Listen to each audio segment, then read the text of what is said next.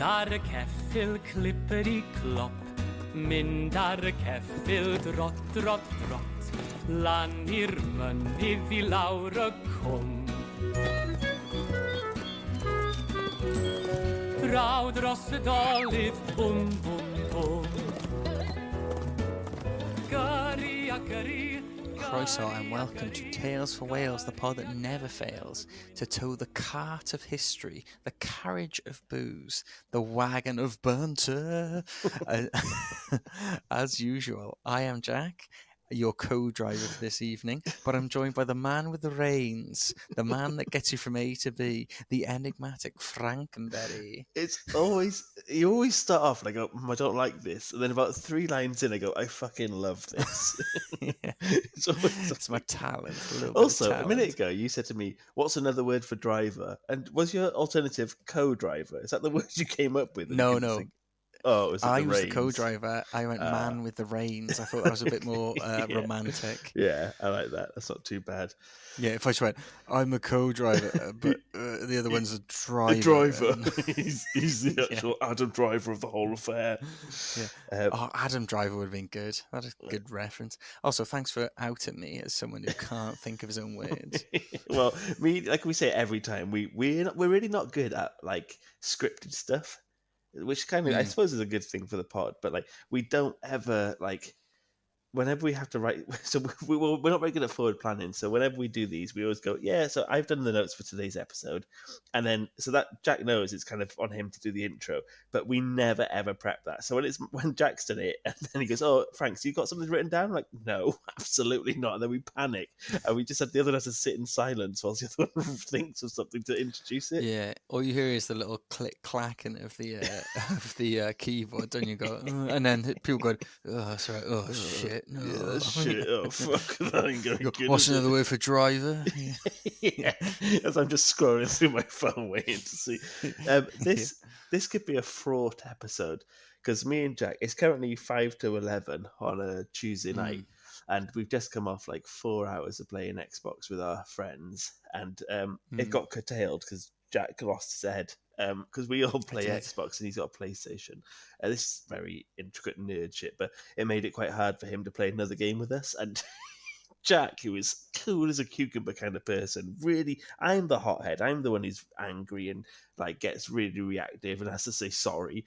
Jack was like, "This is fucking bullshit. This is absolute fucking bullshit. This is pathetic." Yeah, I tried to explain. We had a little a powwow before this, didn't we, to calm me down? We did have a little powwow.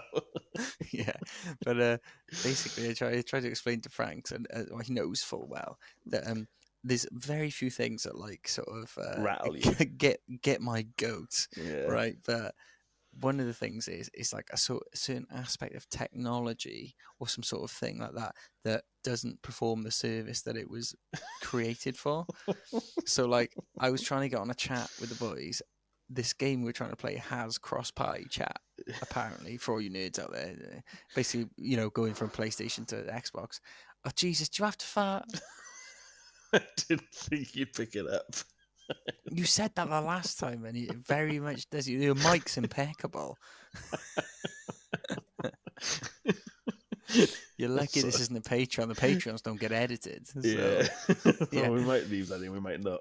We'll see. We'll see how it goes. But anyway, so this thing is meant to work, and I was trying my darndest to do it, and it just wouldn't work. So and then I was occasionally logging in to try and make it work on the chat. And the boy was like, "Wee, he's back, wee," all happy, full of joy. And I was like, "Shut up a minute! Shut up a minute! I'm trying to make it fucking work." Oh no, I thought you were in there when you shut up. At one point, you go, "How does this work? How does this work? How does this work?" Well, someone tell me how it works. But you weren't waiting for a response. You're just shouting into the void. Yeah. And one time when he came back in, because it was quiet, he'd go, "Hello, hello, hello, hello, hello, hello." Where you'd like taking the microphone away from your mouth and you just shouting. I think when what I did was I said then, right, you boys just have a game without me now, because I was like, I need to walk away. I need to compose myself somewhat. Yeah, when he said, "I'll have a game without us," we went, "I actually can't be bothered now. It's drained us." We were all like, I've ruined the night. But we thought we weren't going to tell you. We thought we'd just wait for you to come back into the game and we'd all be gone. And he Oh my god! If you'd have absolutely done that, fuming. if I'd have waded my way through the cables and God knows what else to get Yeah. in, and then you guys went, yeah, we've all fucked it off. Oh my god! Ta-da. My TV would have been the brunt of it. So anyway, we'll move on from you being a feisty boy from from tech issues, but I thought we should probably tell the listeners about our brilliant nicknames from our school, which were so. My partner was asking me like, "Oh, what was your Oh nickname in wow! school?" And I told her my one. But I was thinking how shit all of our nicknames were for other people. And I'll start off Jesus with one of the Christ! ones I Yeah. had. What I had was ankle biters because I grew really quickly. So my trousers went to like so far up my legs. So like it looked like, so I don't know why they call it ankle biters, because your ankles Yeah. are bited to get your trousers back down. And and so I was like, I went from like 5'5" to like 6 foot really quickly. Yeah. And then and my mum didn't buy me new trousers, so I had these absolute swinging ankles running around. This boy Tom, I who's think really one time, yeah, someone just saw you. Your ankles were exposed to the light, and it and was like, right, I'm having him. he said, "Why don't you put some jam on your ankles, invite your trousers down for tea?" It was such a good slam.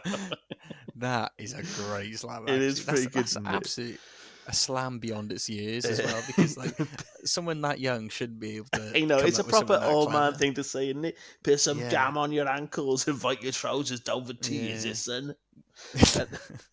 Um, Well, in the same vein, to give just so you're not putting just yourself on the chopping block here, I used to have right, yeah, everyone, well, not maybe not everyone, but most people who are listening to this have probably seen the In-Betweeners, and they probably know Simon and his hairstyle with the yeah, fucking you had the thing. absolute Listen, wave. everyone used to say, some people used to say, I copied Simon. No, mate, Simon copied me. All right, I was the originator of that fucking hairstyle. It was like Anyway, an ocean of like hair coming at you yeah, with Tidal Wave was one and of the like the nicknames wet I look got. gel. Yeah, Tidal Wave was one of them. I got one of them was called Runway, right? And one time, some guy, imagine if you will, hold your hand in front of you, put down your index finger and your ring finger. So you just got your thumb, your middle, and your little finger up. Someone did that over my head and went "Meow," like that, That's great. The as runway. if a plane was coming off it. I thought that was pretty good. That is good gear. That was good stuff. Yeah, we also had. I was thinking some of the other ones we used to like our friends we used to call. So sadly, one of the boys had like quite.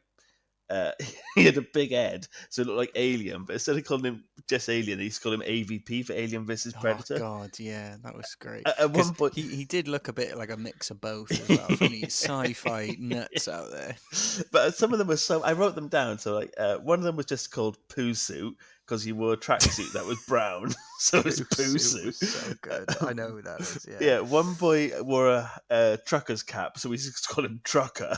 So we just Trucker. I was One ankle guy. biters. Do you remember? You'll know who I'm on about now. He got punched in the face one time in some sort of scuffle, and Yeah. he had a really big fat lip. So someone just called him Fish. Yeah. Do you remember? Yeah. There was someone called Jordan who we just called Gordon, which I found so good. Yeah. And we But used to elaborate. We'd go, used to really Gordon? elongate the G. Wouldn't have go Gordon. Hello, Gordon. How are you doing, Gord? It And he came also with had a bit of a. came with a whole gesture, if I remember, Yeah. with your hands. You had to do like a Gordon, and you'd like sort of rip your hand up in the air. Yeah, but then also he had a big chin, so they used to call him the Crimson Chin, and then he'd pull that into his. Oh, You elongate your chin by putting your hands out. And go, oh, hello, oh. Gordon. Do you remember they used to call him Njorden as well? And what they used to do is act like his chin was a flute, and they'd like play it like a flute and go Njord. Njord. What's funny is he was quite a tough kid as well, so it's like anyone would just get bullied for anything. Yeah. One of our friends was called Stone, and that could turn to Stank, and then Stank to Stench. And it just went on for it. But they were so shit, the nicknames were. But every single person had at least like 2 to 3 nicknames, didn't they? Oh, definitely. I remember one time there was a guy, and dare I say, was a bit of a thicko in our year, we were in PE, right, getting changed and everything, and I had my nicknames. I had tidal wave, I had runway, right. So imagine my fringe, if you like, just pointing up, right, like to the North Star, and this guy went, "Hey, I got a new nickname for you, Jack. Acorn, ha ha ha, Acorn."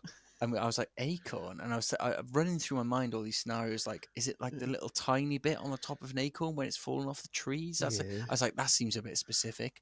And everyone in the thing in the changing room was going, "What do you want about?" And he went, like a horse with a big like horn on it. And everyone went, "Unicorn, you fucking idiot, unicorn!" And everyone, and then exactly the crosshairs shifted from me back to him. Then I was like, thank God for that. It's so good, isn't it? When the crosshairs were on you, and then so like divine it, and the target misses, and they go, "Oh, it's such a good feeling there when you've survived another scathing at school." The sharks smell blood in the water and go for the fucking next guy. Yeah, that's great. What other ones do we have who were quite? We had our one mate, Josh Good, and then Good became Goodlin Pie. Goodling Pie. They were always so bad. They were always quite sweet. Hello, Goodlin Pie. I felt bad because Josh. Sorry for listening, Josh. Yeah, because he was the youngest in the year. Everyone started calling him Boo Boo. Yeah, at one point. That was good. Yeah. And also, our mate Josh, love him to death, doesn't take jokes the best sometimes. He's an absolute serious period. Don't call me Boo Boo. Kicked off like an absolute boo boo, didn't he? Yeah. Which only fuels the fire. I always think the sweetest one was our friend Shawnee. We used to call him Shawnee Dragioni, which means in Welsh like naughty Sean. It was like a very sweet mischievous Sean. Yeah. Tricksy Sean. He had a whole song made out about him. He came out really, really unscathed out of that. Yeah, he's a lovely bloke, though, isn't he? Yeah, that's true. You say it as if like Josh, what a dickhead. Well, we're all Boo Boo. No, but I mean, it's hard to not like Sean, and I think you can find fault with all the rest of us. Sean, you just go, he's a lovely lad. Yeah, what was Sean's song? It was you walk. How did it go now? It was walking along. There's only one Drigioni, one Drigioni, walking along, singing a song, walking in a Drigsy Wonderland. Because you don't like football, that's like the most common football song you could ever have. Because you don't know anything about football, you think they've made this brand new song up about him. I know more now than I did then. Imagine back then how bewildered Your eyes have been open. I was like, who's come up with this tune? What a banger! Like, this is golden. They were singing that at my boxing. Do you remember when we were all on the tables? Vaguely. I was pretty. You were pretty hammered arena there, weren't you? Anyway, before we go on to the rest of the episode, we just quickly plug the Patreon. So thanks to everybody who signed up so far. You get if you pay £5 a month, you get 2 free episodes a month. Plus, you get to be involved in some polls and some behind-the-scenes stuff. There's £10 a month, which is the most popular one, which is insane. We did not think that would be. That is. Yeah, we put that up as almost like no one's going to go for this. Yeah, and that's the most popular one. That there you get after a month, you get like artwork done, which is similar to like the artwork we have on the episodes for this, but we make one tailored for you. After 3 months, you get an episode on your hometown. Then after 6 months, you get an episode of the Mabinogion. So we make a bit of myth and legend around you after you give us some facts and figures. So those who recently signed up, you would have got your email asking you for some info. So just respond to that and we'll sort that out soon. And if you just want to support the pod, you can do like £1 a month. And if you don't want to give any cashola, if you could drop a 5-star or share it with your mates, we'd absolutely love that. And that would be... Oh, yes, please. Yeah, that would be very, very helpful. So, without much further ado, we have mentioned this episode before, where we mentioned like offhand the man versus horse, but it was in one of the earlier episodes, and we didn't go too deep on it. So I thought we'll do a proper deep dive on the crazy story of man versus horse, one of the most bizarre marathons the world's ever seen. Well, definitely, like you said, we mentioned it before, but I can't believe at the time we didn't go, come on, we've got to make something about this. So yeah, we're coming back to it, revisited, if you like. Yeah, and just before we do, I'm going to re-pour a drink, so I don't have to do it during the episode. Okay, 1 sec. Go for it, mate. Elevator music.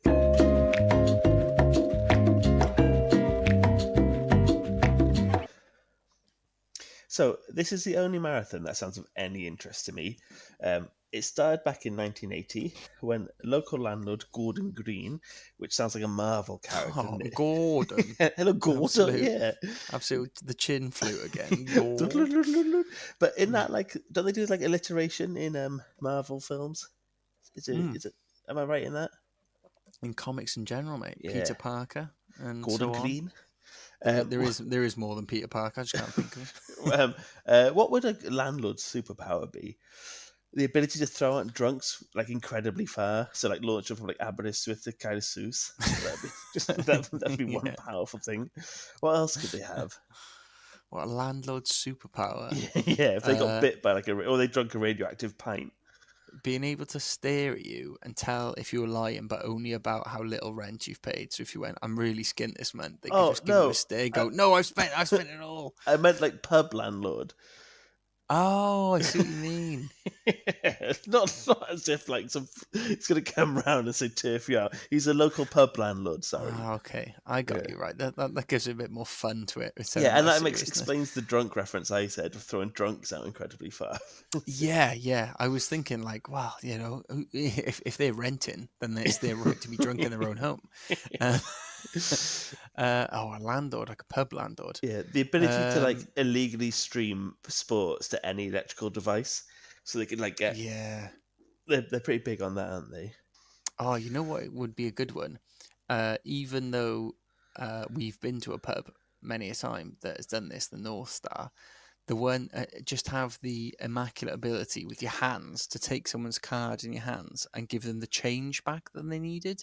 You know, like how they used to do in the North Star, What they where it was they like. used to could pay a tenner on card, didn't they? So, Then so they give say you. it was a minimum like tenner on card or 15. It was something absurd like that, right? And then you go, well, I've only bought a pint, and Yeah, back then it was like I don't know, like £4. yeah. And so, but then you could give them the card, and then you'd pay the 15 quid, and they give That was you the stupid. difference in change. But it'd be all Yeah. being coins all the time. My heavy pockets on the way home. I used to hate it. Yeah, that was bizarre, wasn't it? Yeah, I also think something to do pork scratchings. I don't know. We didn't obviously that well wasn't very I know. deep. I thought we'd have a really deep well around landlord Remember you superpowers. said earlier we don't write things down. Like Yeah. that's one of those. Some pork scratchings, I Yeah. guess. Don't know. Let us know your thoughts. What a pub landlord superpowers could be. Oh, Anyway, I know one. yeah, go on. If the coolant was off, you could do a little. And it just Freeze make the it nice and pipes. cold again. Yeah, Nice, freeze the yeah, pint. cool. Yeah, cool, Uh, nice one. yeah. Banter. Or he could give you really shit trivia when you're like you're trying to put off the bomb, and the bomb is connected to like a 1980s quiz question. Anyway, who is the host of like Bullseye or whatever? And he'd be there. Oh, I got this one in the bag. So just someone who has a bit of knowledge. Is that what you're saying? Yeah, That's a yeah. Okay, all right. We didn't someone have knows. the Okay. the This has been a whose line is it failure. anyway improvisational skills. I thought we did when it came to You things. tried. You tried. And it is like 11:15 now, so maybe this wasn't the best to try and do some improv with you. I All bet right, in your mind you write this down. Going, this is gonna make us. This is this gonna is fucking huge. get us so much listeners. Anyway, let's go back to 1980 when pub landlord, to be clear, Gordon Green overheard two blokes in a pub in the Neuadd Arms, which is this lovely looking Victorian pub situated in Llanortyd. I think that's how you say it. It's Llanortyd, Wales. Llanwrtyd, yeah. Yeah, Llanortyd, Wales, in mid Wales. It's disputed as being Britain's smallest town, but there are a few towns who also claim to that, like Fordwich in England. But at one point, Right. Llanortyd, Wales was the smallest in Britain. Anyway, Green heard this conversation about this who would win in a race between a man and a horse, and he decided to get involved.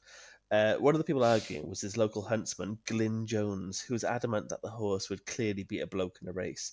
But Green thought that given the area they were in, which was rural Wales, and like the Cambrian Mountains and stuff, which is really, as we know, we talk about all the time, how rugged the terrain is, full of like crags and ups and downs.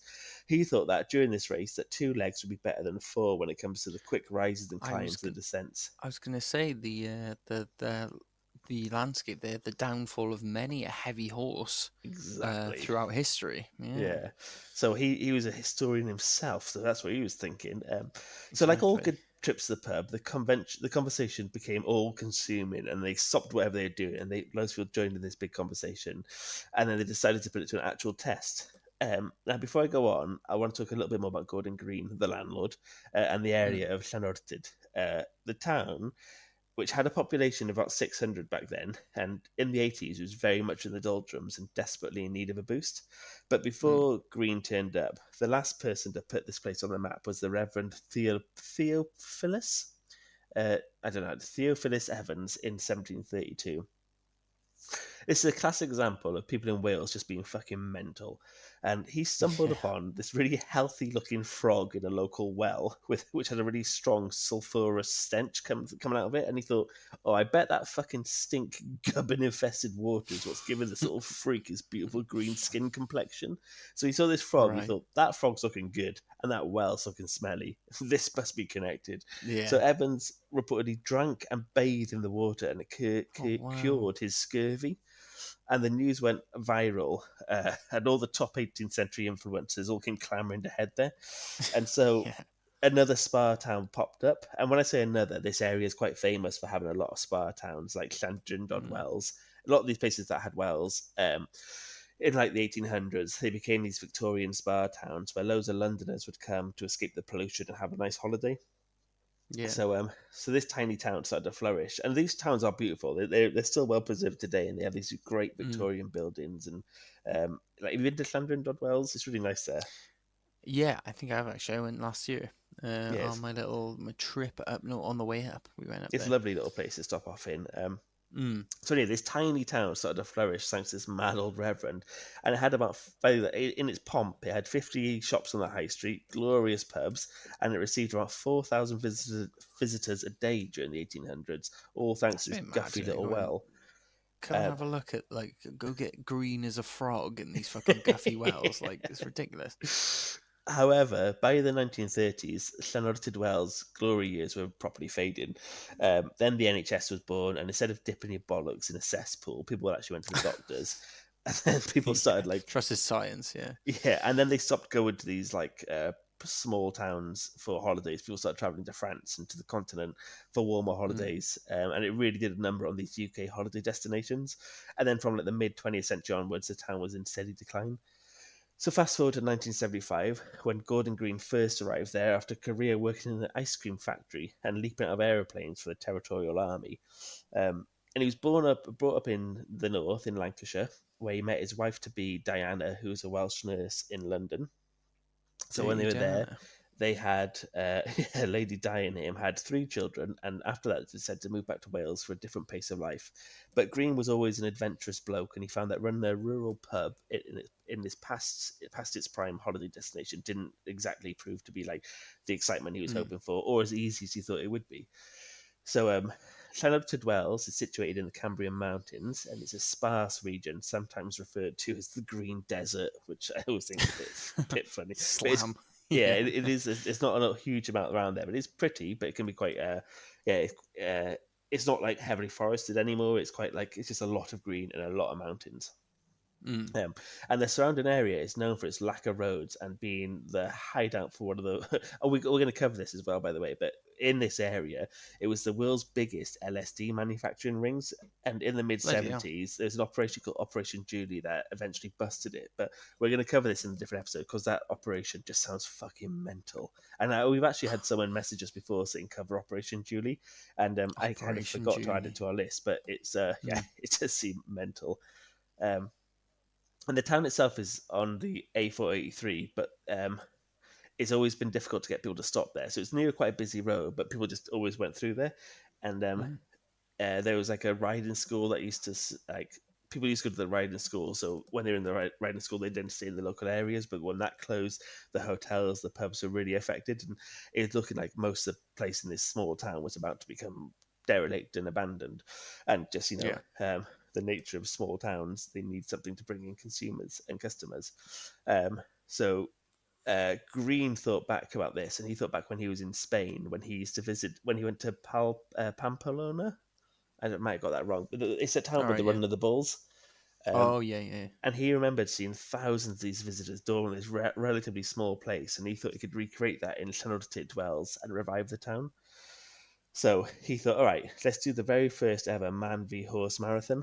And it took Of place course he in did. 1980 on a day that was stereotypically pissing it down. Hmm. And he managed to so on the very first race, there was a starting line. There was 50 runners and 8 horses. And the reason there was 50 runners because Green persuaded about a dozen Gurkhas from the local military base to take part to No boost the way. turnout. And if you Yeah. know Mid Wales, you'll know about the Gurkhas there. But if you're unsure, like what a Gurkha is, they're like these elite soldiers from Nepal who were recruited by the Yeah. British Army, and they've been just Hard been as doing all, fuck, like proper top tier, and they're yeah, so like the dedication and like the fucking they're just nuts. bravery. They're renowned for Yeah. being like incredibly brave. They've been this is for like 200 years. They've been recruiting them into the British Army. They're like they're renowned for being really polite and incredibly nice, but also some of the most lethal soldiers. Like in Mm. Afghanistan, they were used really effectively throughout all of like the last 200 years. They've been an integral part. Um, and a lot of them train in the Black Mountains in Wales, which is in the Cambria Mountains. So Mm. so he managed to rope in these Gurkhas to involve it as well, who are like ultra fit. So that hunts, But the horses were shitting themselves. yeah, and the Gurkhas have those big knives, so they say probably like jabbing them in the sides. Yeah. The huntsman who I mentioned earlier, that Jones fella, he was one of the races, but he absolutely one of the people on the horseback, and he absolutely smashed it because he knew the course really well. So he darted around the 22-mile course on his horse called Solomon in an hour and 26 minutes, nearly a whole hour ahead of the fastest human. But doing a marathon across mountains in 2 hours 20 is like not bad at all. Not Um, yeah. but he was the only person to finish it. So this one Gurkha who did it in that time was the only one who managed to finish it. Mm. And afterwards, Merched Wawr, who were like the Welsh Women's Institute, they were there. They provided like teas and sandwiches, and like Jones's name was etched on this gold piece of gold that hung in the Neuadd of the pub where it all started. Oh, And it was amazing. like a really fun communal thing, and it was like a day out for everybody. But it wasn't just like a one day thing Green wanted to do. Yeah, he was hoping to be a more annual tradition. And Mm. just as he'd hoped, words began to spread about this race gradually. And so he was planning to do it every year. And within the second year, then it picked up within the first year, it already picked up sponsorship from Bulmer's Cider and then William Hill, the bookmakers, Ooh, and they offered £1,000 to the first winner to beat the horses. And they promised nice. they'd add to that prize every year until someone won it. And Screaming Lord Sutch, who's that musician who founded the Monster Raving Loony Party, and you know that crazy like Oh right, yeah, yeah. he's ran for Parliament like 40 times. He was invited, so he attended. A newspaper caught up, and it was called then the Loony Marathon, and all this like great marketing. It was like, and it was so encouraging Mm. and enthusiastic that Green and all his friends they like decided, oh, do you know what? When people are getting noticed in this, let's just do loads of mad events. So then in 1986, they did the first ever bog snorkeling championship in the Oh, area. I've heard about that. Yeah, Yeah. yeah. Everyone, if I say that, I bet you loads of people listening will be like, "Oh yeah, I know about that." And you'll Bog see these snorkeling. guys like, Yeah. so to win, you have to swim as fast as you can through a 60-yard trench cut into a local bog. It's Yeah. often lauded as the world's weirdest sporting event, and Mm. it brought loads of people to this tiny little hamlet slash village. Mm. Even like so it's called time I say tiny hamlets because Sports Illustrated went there and they wrote a whole piece about it, and they like described this tiny hamlet as being this weird and wacky place full of mad sports. And but so both this bog snorkeling and the man vs horse competition marathon, sorry, attracted competitors from all around the world. Oh, and I watched some of the videos, and they're absolutely wild because it's not a full length of a marathon, which is like 24 miles, I think, or 26 Yeah. miles. It's 22 miles, so it's a little bit shorter. But they set off from a town in like this tarmac, and then within like, 200 meters or maybe a bit longer, they hit a Probably in river. the Then they hit, wilds, like yeah, yeah. it's bogs, it's rivers, it's like Mm. ravines. They go up a hill, they go down a hill. And I watched some of the interviews, and some of the horse riders, they say it's absolutely exhausting for them riding on the back of the horse. So it puts into Yeah. perspective how tiring it is for the runner. And they said the horse has the advantage going up the hill because they're really powerful, they can go up, but they Mm. really struggle going down the hill. So it's the opposite for So human. that's where the men, Yeah, sorry, the humans, like the humans, yeah. get their Well, it advantage. was only the second year. So in 1981, the very first woman ran it. So usually marathons, it's usually men for a good couple of years, then women. Mm. In this, it was like pretty straight away. The women came second. They were doing it as well. So it was men and women.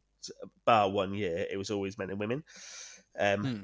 And most of these runners were like proper now. So it's been going on for years and years. But most of the people who do now are actually really established marathon runners. And so many they say it's one of the hardest you'll ever do because it's not like a flat race like other marathons. No, I imagine that the sort of the range of terrain is It's probably insane, crazy. and you got Yeah. to probably The weather. not one size fits all in terms of like a running technique. I No. imagine it's probably really difficult. Yeah. They interviewed this American guy, and he said, I really like this quote. He went, "A good story goes a long way." And I thought that's pretty cool. Mm. He only came here. He's been running like mostly in America. He actually didn't do any running outside of America. But because in this pub 40 years ago, these three guys were chatting about a stupid idea about who would win in a race. Now Yeah, people from all over the world come to do this thing. And to it is try all and over do the it. world. Yeah. You have these people from like Germany, Australia, South Africa, like Mm. there's so many people come over to it. Um, one of the guys who first started it, he was like, "Well, it's not." He was so Welsh, and he goes, "Oh, it's not your fancy London marathon. Oh no, it's a Welsh one with real hills, not speed bumps." Yeah. And he was like really It's condescending. it's not your bloody London town marathon. No. It's got horses in this one. It's got But he fucking was nags. quite a big, plump old dude, like mocking the Mm. London Marathon, which is so hard to do. And he's like, "Oh, it's Mm. namby-pamby London." It's all a bit mad. Jesus, yeah. So they started. It took a staggering 24 years for the first man to finally beat a horse. When 27-year-old runner Hugh Lobb completed the race in 2 hours 5 minutes, Go on, Lobbo. and he did it 2 minutes faster than the first rider. So he only beat him by 2 minutes. By then, the number of competitors had swelled to 556 runners and 47 horses. And each year it's been bringing in more and more and more spectators. So that's just the We runners. So gotta go loads of see people come that, to man, watch at it. some point. But how much fun would that be? And like, it's a small So town, good. so everyone just gets on the fucking piss afterwards. And it's like, Mm. I love small town piss. Like getting Yeah, boozed up same. those places is so much fun. Yeah. So yeah, Lob, the very first man to beat the horse, he collected 25 grand from Go on, Cynthia you mate. Payne. So from this lady called Cynthia Payne, who was a madam who ran a famous brothel in Streatham in the 70s, and Of she course. used to take payment in luncheon vouchers. So it was Why wouldn't you have her give the first prize to a I know. human? But that's what I why mean. They wouldn't used to they? just think, "Oh, we're gonna make this. We're gonna just like make this thing the maddest marathon you can think of, and we're gonna get this Mm. ex madam who was famous in like the 70s to be the first person to give the check away." And Yeah. it's just like really good marketing for these three guys in a pub. But then, so it took 25 years for the first bloke to win it. And then 3 years later, another person did. And the organizer, that Gordon Green, went, "It was a bloody German." You're right, this blasted German. He came round here and he fucking won it after we've been trying for years. And so this guy called Florian Holzinger, he beat a horse and he earned 3 grand. But then in Good on him. 2009, controversy hit. The organisers Mm. deducted time spent on vets checks from the horses' times in addition to the 15 minutes for the delayed start. So horses started 15 minutes behind the humans just so they didn't trample them.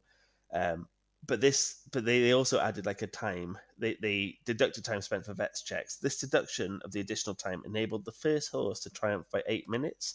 So the horses start 15 minutes behind them, but they take that 15 minutes off then when it comes to the Right, end. okay. So so say if you started at 3 and I started at 3:15, they take that 15 minutes back, so we both start at 3. So it just means we don't crush you at the Yeah. very start. So whilst the organisers at the time claimed that the time spent at the vet checks, which was not accurately monitored by horse basis, they said they always deducted that. That hadn't always been the case. So they like, okay, we'll take the 15 minutes off, but we're also going to take another 15 minutes off or whatever it was for the vet's checks.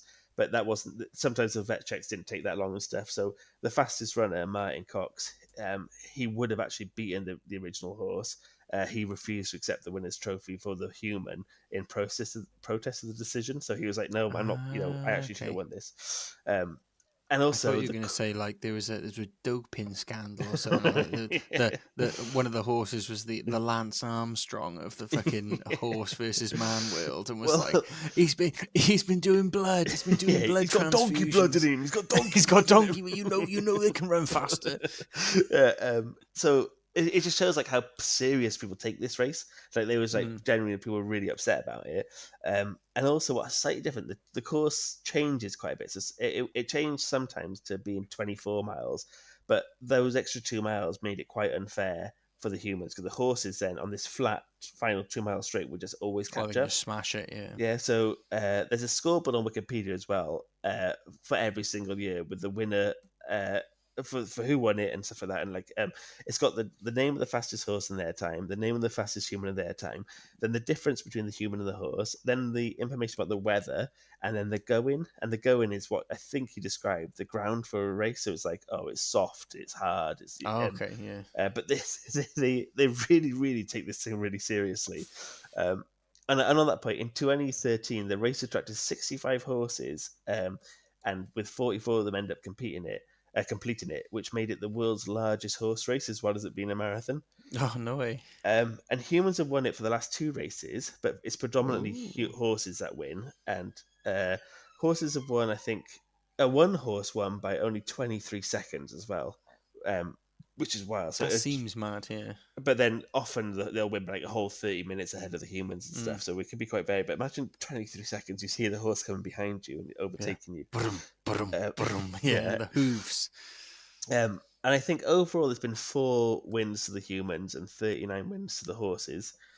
So we're not on top quite No, yet. We're not no, the but top a lot of species. these wins have come more recently for the humans than I think the humans were the last 2, and then so yeah, this could be the turnaround. And then finally, I got a quote from Green in the Financial Times. There's a really good article where they go and visit him and talk to everyone from this company. So Green set up this like Green events where they do all these mad different things, and they still go to this day. He's like 88 now, and he's still like he lives in Penarth as well now, down not too far from us, but he seems an absolute legend. And in one of the quotes when I read from him, he said, "We never bothered to ask the council to do anything because they just didn't have the money and they didn't seem they wanted to get involved with tourism. So we had to do everything ourselves." And the Financial Times say even as the list of offbeat events grew, with it like complications and the coordinating all that stuff that was really hard to do, Green's clarity and purpose like never wavered.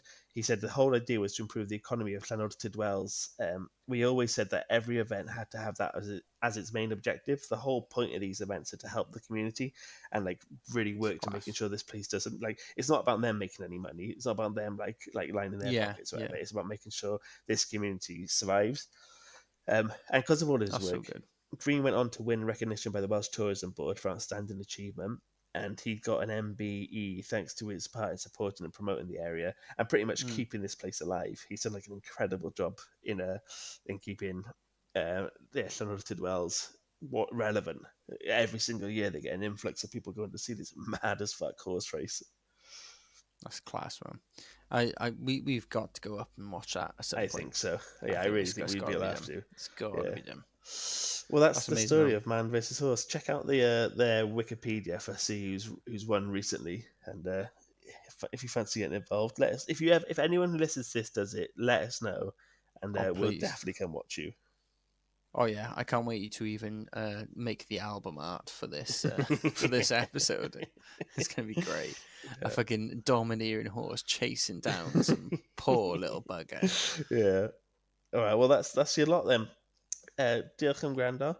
Thanks for listening, and drop us a review and all the shenanigans that we always say. And yeah, if you want to get on Patreon, there's a link in the description. It's Tales for. Cheers all.